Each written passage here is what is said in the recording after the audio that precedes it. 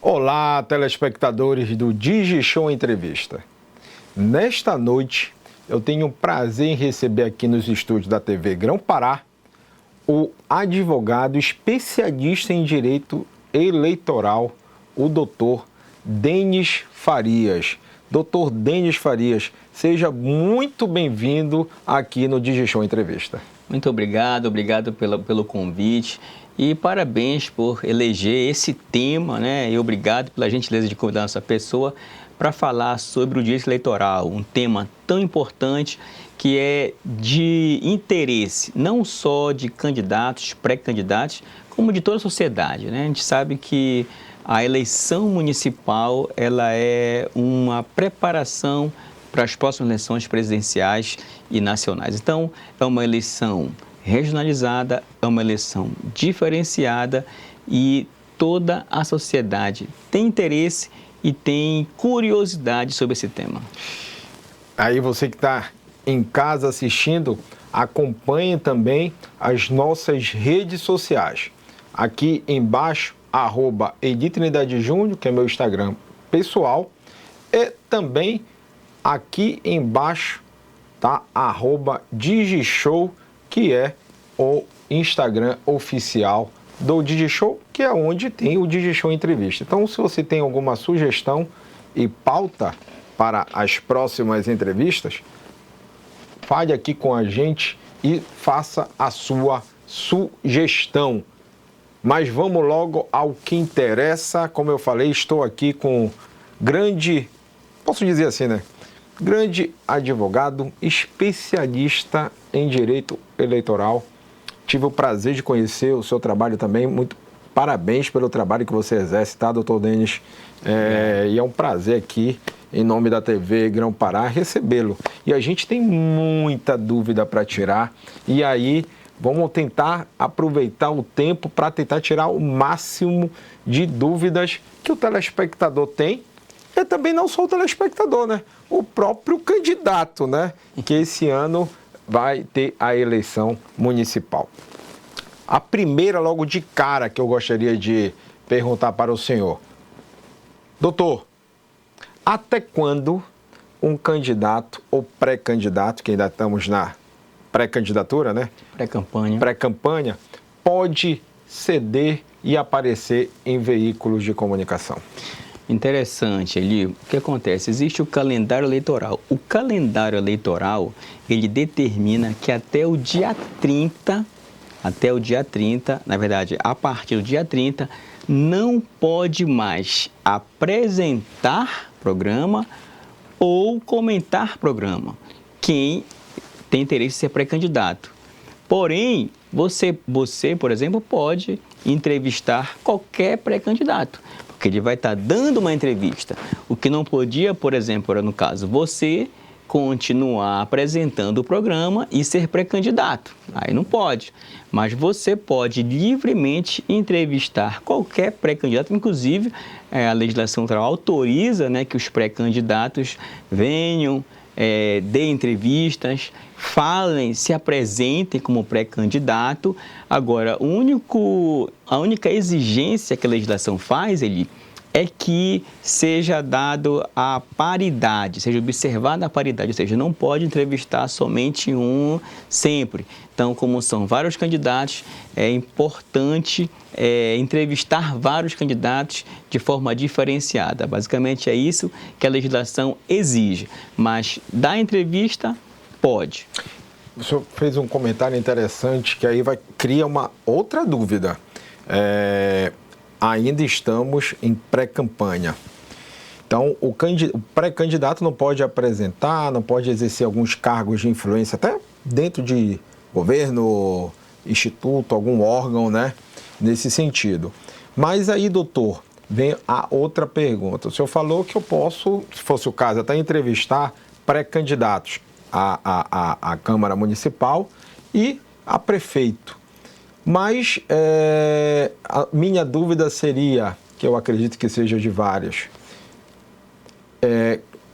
antes da eleição oficialmente iniciar a campanha, eu posso entrevistar o atual prefeito, se fosse o caso, ele pode vir aqui ao programa ceder uma entrevista como prefeito e não como pré-candidato? Pode, na verdade, a condição dele é sui generis, né? É uma condição diferenciada. Ele, invariavelmente, acumula a mesma função de candidato e de pré-candidato, de gestor público e de pré-candidato. Então, no caso dele, ele pode sim.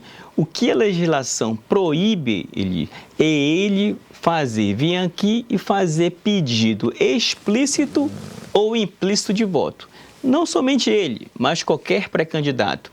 Inclusive, a legislação eleitoral também e o Tribunal Superior Eleitoral, ele classificou o que chama de palavrinhas mágicas, né? Que é aquele pedido implícito de voto, como estamos juntos, eu sou a solução, eu vou dar a solução.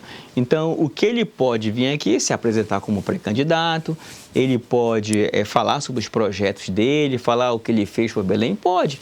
Ele só não pode ter esse deslize de pedir voto, né, de forma implícita ou explícita. No mais, ele pode dar uma entrevista tranquilo. Não somente ele, mas todos os pré-candidatos. Mas aí vem outra pergunta. Vai ser interessante que eu tenho várias dúvidas, né?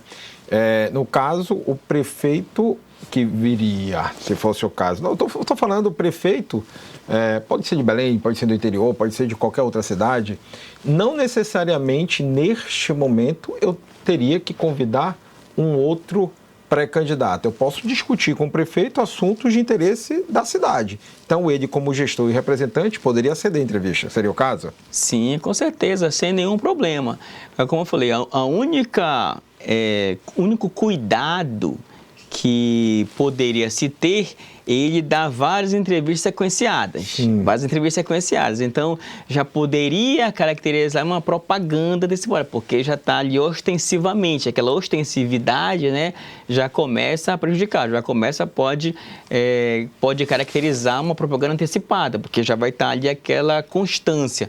No mais, se você observar aí essa diversificação de entrevista de pré-candidatos, sem nenhum problema. Isso também, a gente está falando aqui, colocando o cargo nessa eleição majoritária, isso também acaba agregando e pode também a gente expandir para o cargo de vereador. Porque tem as situações tem hoje o atual vereador, que é pré-candidato, e tem também os pré-candidatos à Câmara que não exercem nenhum cargo ainda político. Poderia também ceder para falar dos seus projetos ou não, contar a sua história? Eu queria entender sobre isso. Sim, pode ser sim. A legislação ela autoriza tanto quem chama de legislação proporcional quanto majoritário. O majoritário é o prefeito, o proporcional são os vereadores. Então, todo vereador, seja com mandato ou seja aquele vereador, aquele pré-candidato que almeja uma vaga na vereança, ele pode também se apresentar como pré-candidato, ele pode apresentar as suas qualidades pessoais, ele pode falar de algum trabalho que ele fez, algum projeto social. Se daí a legislação autoriza, sem nenhum problema.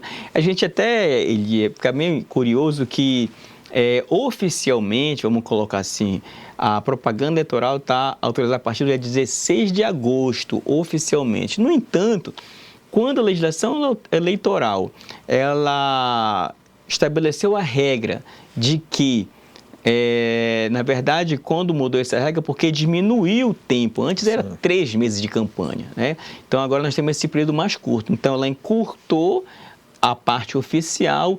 No entanto, na prática, ela acabou aumentando porque ela autorizou esse tipo de conduta para os pré-candidatos, tanto para quem está no cargo, como vereador e prefeito, quanto para os pré-candidatos que almejam uma vaga na Câmara ou na Prefeitura de qualquer cidade. Agora, qual foi a baliza que a lei colocou? Não pode pedir voto de forma explícita ou implícita. Entendi. Telespectador, eu estou aqui batendo um papo muito interessante com o Dr. Denis Farias, que é advogado especialista no direito eleitoral. É um profissional que entende tudo do assunto. Então, você que é pré-candidato e você que é telespectador, fique ligado aqui no programa que o bate-papo está interessante. Então, já estou dentro do assunto ainda, tá? Então, no caso, eu posso convidar aqui 10 pré-candidatos a vereadores, eu posso convidar 5 candidatos a prefeito, tranquilo, mas quando iniciar a corrida eleitoral de forma oficial, aí eu tenho que convidar e ter o mesmo tempo igual para todos, seria isso? Exatamente, manter aí essa oportunidade, né? Essa oportunidade para todos, justamente para que não haja o desequilíbrio, né, nessa corrida eleitoral. E o que a legislação e o próprio sistema eleitoral, ele preza muito pelo equilíbrio do jogo.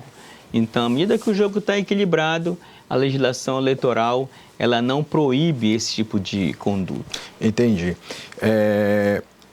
Agora eu quero lhe fazer outra pergunta, doutor, sobre a arrecadação na campanha, eu acho que tem algumas mudanças, né, também, até de forma de arrecadação para o candidato? Exatamente. O que acontece, Lipa? Até por decisão do Supremo Tribunal Federal, a empresa não participa da campanha. Em nenhum aspecto. Pessoa jurídica, empresa não participa. A única pessoa jurídica que está autorizada a participar amplamente do processo eleitoral são os partidos políticos. Então, o financiamento ele só pode ser privado ou financiamento público, que é o Fundo Eleitoral, ou Fundo Especial de Financiamento de Campanha, chamado FEFEC. Ok, agora a legislação eleitoral, ela criou também a questão do chamado financiamento coletivo, que é a chamada vaquinha virtual.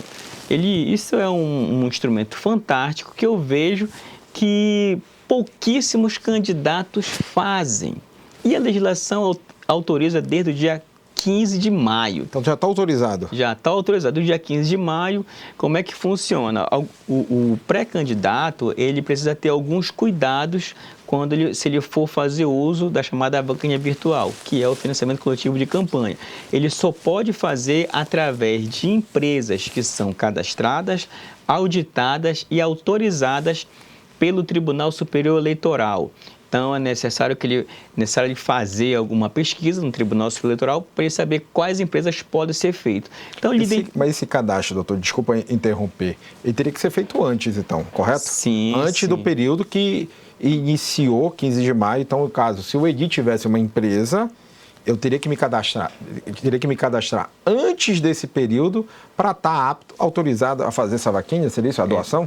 Exatamente. Em todo o Brasil, que eu tenho conhecimento, somente em torno de 20 empresas estão autorizadas. Por quê? Passaram por um critério rígido, né, do próprio Tribunal Superior Eleitoral, porque é uma função muito estratégica e de muita responsabilidade. Então, o candidato, por exemplo, ele pode fazer um vídeo para o seu eleitorado, pedindo que eles colaborem com a sua candidatura. Ele vai fazer menção para o link, esse link vai ser controlado pela empresa e a pessoa que quiser fazer alguma doação, seja seja o valor de R$1, o valor que ela tiver à disposição, ela pode fazer o depósito, só que esse valor, obviamente que haverá prestação de contas, no entanto, esse valor, o candidato, ele só vai poder levantar se ele registrar a candidatura dele, depois que ele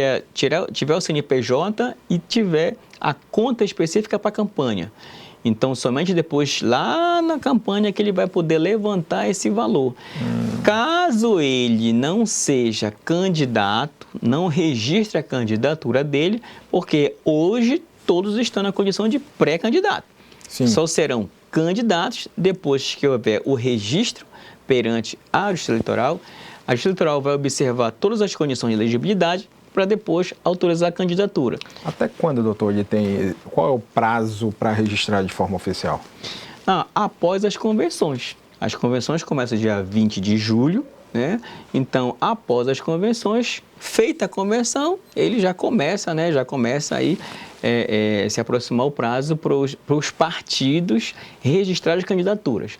Então, por exemplo, caso o pré-candidato não registre a candidatura ou a candidatura seja deferida por qualquer motivo pelo Tribunal Superior Eleitoral. A própria empresa vai ficar responsabilizada em devolver o dinheiro. Ou seja, é um instrumento fantástico que ele pode arrecadar, né? Ele pode até enganjar na rede social, né? Porque as pessoas vão começar a colaborar com ele e é totalmente autorizado. E eu vejo pouquíssimos ali candidatos usarem dessa ferramenta. Aí você está de parabéns, seu programa está aqui com essa audiência maravilhosa que você tem, né? Dando oportunidade para os pré-candidatos usar essa ferramenta. Volto aqui a afirmar, estou conversando com o Dr. Denis Farias, advogado e especialista no direito eleitoral. Dr. Denis tem palestras Brasil afora. Eu tive a oportunidade de conhecê-lo e conheço o trabalho do Dr. Denis. Ou seja, estamos com uma das feras, desculpa até o termo, mas não deixa de ser um dos profissionais mais requisitados no Brasil neste assunto. Dr. Denis, mais uma pergunta. Tecnologia está aí, então cada eleição é uma eleição diferente, né? Hoje tem a questão da inteligência artificial. Como é que está esse tema na eleição desse ano? Interessantíssimo essa pergunta ali. Inclusive, nós participamos das audiências públicas no Tribunal Superior Eleitoral que atualizaram as regras para essas eleições. Então, essa foi uma preocupação do tribunal. Nós observamos o tribunal preocupado, porque a inteligência artificial é algo que está aí, chegou para ficar. Sim. Então, a pergunta é que ficou para o tribunal. Autoriza, não autoriza? Vamos autorizar em que termos? Qual foi a conclusão que o tribunal chegou? O uso da inteligência artificial está autorizado, desde que o pré-candidato ou candidato, ele deixe de forma explícita para o eleitorado dele que ele está usando o recurso, qualquer tipo de recurso que seja produzido por inteligência artificial. E aí ele tem um detalhe muito importante. Se você observar hoje algumas plataformas digitais, elas já induzem o uso de inteligência artificial, né? Eles induzem a questão da própria legenda, né, que pode ser feito por inteligência artificial. Agora é importante porque qualquer tipo de uso de inteligência artificial deve ficar explícito para o eleitorado. Então, o eleitorado não pode ser pego de surpresa. Ele está consumindo produto feito por IA e não ser informado. Outro detalhe também que ficou estabelecido ali, não pode usar o robozinho. O robozinho não pode ser usado. Tem uma forma aí, né? A gente sabe que a eleição ali é um momento em que o eleitorado, o povo, as pessoas mesmo, têm aquele contato, né, direto com o candidato, o prefeito ou o candidato a prefeito. Principalmente quem está no cargo, ele tem que descer do cargo e ir lá na comunidade apertar a mão do eleitorado dele e ter esse contato mais pessoal. Então, eu achei muito justa essa limitação, essa proibição, porque imagine se fosse liberado, né, o chatbot, né? Aí os candidatos, principalmente que têm mais condições, iriam colocar o robozinho para conversar aí com o seu eleitorado também, ia perder esse contato. Ia ter vantagem, né, se fosse comparado com os outros com menor recurso, né? Exatamente. Aí entra a regra do desequilíbrio. Ia ter um desequilíbrio, além dessa questão, acho que colocava em xeque também aí a democracia. E também, algo bem interessante sobre a inteligência artificial é que foi proibido o deepfake. Deepfake foi proibido. Inclusive, quem fizer uso de deepfakes na rede social pode ter a maior penalidade que existe, que é ficar inelegível. Sim. Por quê? As redes sociais, você sabe que ela virou, né, uma ferramenta fantástica, aí, inclusive de influência para o eleitorado. Então, quem fizer mau uso das redes sociais, porque as redes sociais, elas foram incluídas no conceito de comunicação social. Então, quem fizer mau uso das redes sociais, dentro desse contexto que é uma forma de comunicação social, pode responder a uma ação de investigação judicial eleitoral por abuso e mau uso das redes sociais e ficar inelegível por 8 anos. Interessante esse tema, né? Que a tecnologia, né? Cada eleição é posso falar, vou usar um termo aqui bem popular, parece que o futebol é uma história diferente, né? É verdade. Mas, doutor, mais uma pergunta que eu acredito que seja principalmente da questão de interesse público e dos meios de comunicação, né? Até quando, um exemplo, qualquer prefeitura pode anunciar o trabalho, não do prefeito, falando das obras, os trabalhos feitos pela gestão em rede de comunicação? Existe um prazo para isso? Nesse caso, o que acontece? Com relação à entrevista, pode. O que a legislação exige chamadas condutas vedadas. Uma das condutas vedadas é o prefeito, 3 meses antes, né, ele não pode, em hipótese alguma, comparecer a qualquer tipo de entrega. Ali não pode, está dentro das contas vedadas. Até porque a gente sabe que quem está com a máquina na mão tem, né, algumas possibilidades. Ele está um passo à frente. Inclusive, nós participamos do último Congresso Internacional de Direito Eleitoral que foi organizado pelo Tribunal Regional Eleitoral aqui do Estado do Pará, e vamos discutir a questão também do uso de dados pessoais. Porque quem está com a máquina na mão tem acesso a dados pessoais que outros candidatos não têm. Entendi. Principalmente dados sensíveis, como saúde pública, né, educação, segurança. Pode levar vantagem em várias situações, né? Num possível debate, enfim, em várias situações, né? Exatamente. E principalmente compartilhar esse dado, né, com a sua base, né, e usar. Você sabe que uma campanha eleitoral é uma guerra de informações. Então, dados pessoais, informações pessoais é um ativo muito importante, e quem fizer mau uso desses dados pessoais públicos também, além de multa, pode ficar sujeito a uma ação de investigação judicial eleitoral e ficar inelegível por 8 anos. Só até para entender e esclarecer melhor, acho que a minha pergunta também. Então, no caso, o prefeito, no caso de qualquer cidade, não vou mencionar cidades aqui, não pode entregar obra pública no período de 3 meses. Mas eu vou lhe fazer uma pergunta. Digamos, a prefeitura da cidade XYZ, não sei, ela mostra na televisão as suas obras. Como um informe publicitário, isso está vedado? Ou ela pode continuar mostrando as obras da prefeitura? Nesse caso aí, porque a partir do dia 16 de agosto começa a entrar o horário político na TV, aquele que é regulamentado. Então, toda a propaganda política, ela só vai ser autorizada nesse horário. Com relação a essa informação institucional, também fica vedado.